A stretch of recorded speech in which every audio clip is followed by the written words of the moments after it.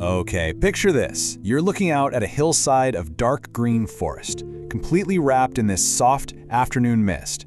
And rising right out of the trees, you see these almost impossible shapes. Yellow and red turrets, blue tile facades, white domes. You can hear the distant ring of a tram bell on a cobblestone street, and you feel that fresh, slightly damp Atlantic air on your face. Now, you are just 30 minutes from the incredibly busy capital of Lisbon, Portugal, but honestly, you feel like you're on another planet.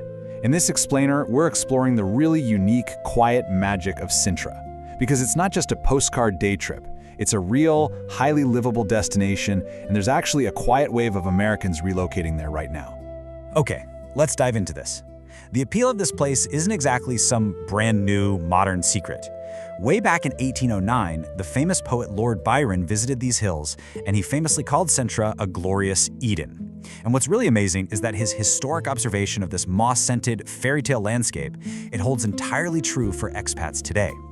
This isn't a theme park, guys. It's a living, breathing town. The kings of Portugal literally chose this as their summer escape for 600 years, and it still completely captures the imagination of anyone looking to make a home in Europe. Section 1. The charm of Sintra, beyond Lisbon. You know how Portugal has become the absolute go-to for American expats lately? Well, because of that, Lisbon has become genuinely crowded and, frankly, pretty expensive. But this UNESCO World Heritage Site offers this perfect, uncrowded alternative. You get all the benefits of the broader Lisbon area, but without the overwhelming buzz of the capital. The local geography here creates a really specific, cool, and damp microclimate. Honestly, walking around it feels much closer to Ireland than the dry, sunny Iberia you'd find just a few miles down the road. This natural climate, which is packed with ancient cork oaks and exotic ferns, naturally preserves the incredible architecture. And as you walk around, you'll notice a massive visual difference between the heavily trafficked tourist centers near the main palaces and the quiet, moss-covered residential neighborhoods tucked into the granite hills. That's where the locals actually live. Section 2. A typical morning. Breakfasts and nature. So, imagine waking up in a stone house with thick walls and these beautiful arched windows. The morning air is just a bit cooler than you'd expect, maybe a little misty, and there's this distinct smell of damp pine and wood smoke drifting around. You take a short walk down a steep cobblestone lane, maybe a stop by the vibrant local produce market to grab some fresh fruit before heading into an old town cafe. You order a galão, which is kind of like the Portuguese take on a café au lait, and a fresh travesseiro. If you haven't had one, it's this famous local pastry, and the buttery smell is just incredible. It's crispy puff pastry absolutely stuffed with egg and almond cream. Then after breakfast, instead of fighting crowds, you take a steep hike up into the secluded trails that really only the active locals know about. You're wandering through hundreds of acres of empty forest. Or, if you prefer, you just hop on a 20-minute bus down to these wild, empty Atlantic beaches to watch the waves crash against the cliffs. So the crucial point is that entire perfect slow-paced local breakfast in the Old Town Square, it costs exactly €4. That number anchors this whole fairy tale morning in practical reality. You are getting world-class European culture and cuisine for a fraction of what you'd pay in a major US city or even just down the road in central Lisbon. Section 3. Budget and housing. The financial reality. Now, what's really interesting about this slide is how the numbers break down.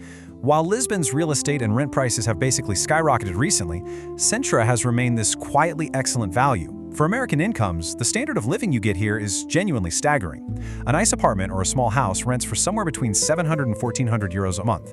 And to rent here, the paperwork is pretty straightforward. You essentially need your passport, your Portuguese tax number, they call it a NIF, and proof of income. Setting up basic utilities is also surprisingly easy once you have that lease. Now, if you want to buy your own historic stone house, modest properties start around €200,000.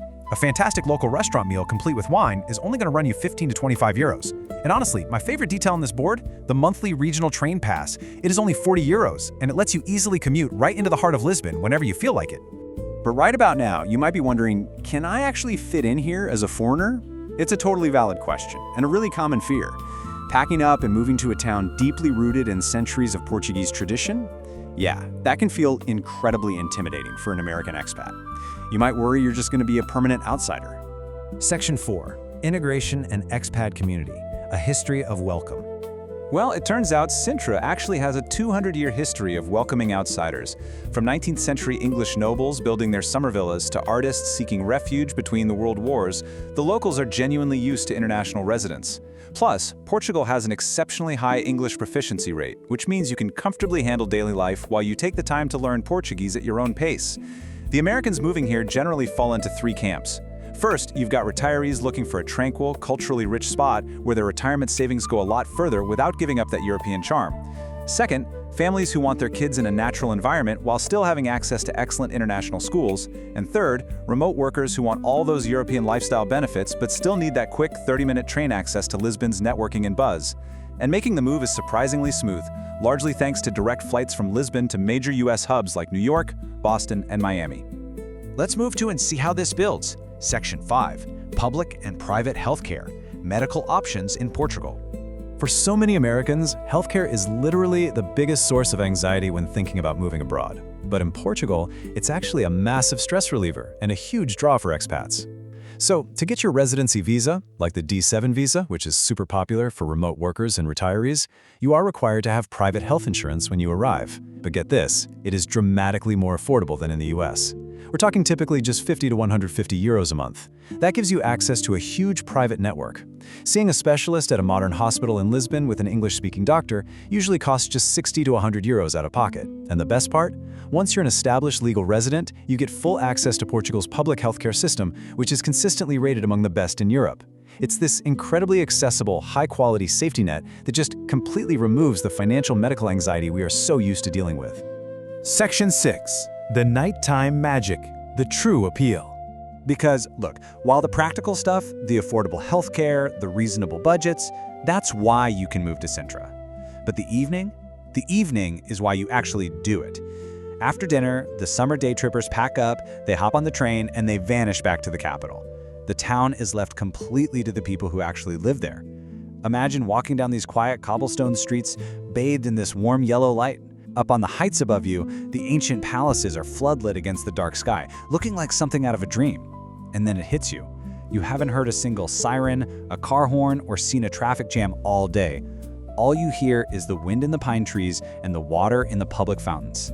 This absolute, total peace is exactly why Portuguese kings claim this hillside for themselves. Which brings us to our final thought. Are you ready to trade the noise for the magic of Sintra? If you're looking for cool mountain air, deep forests, actual fairy tale architecture, and the absolute convenience of having a major European capital just 30 minutes down the road, well, the mountain is waiting. Thanks for joining me for this explainer. I really hope it gave you a clear, structured look at what life is actually like in this beautiful corner of the world.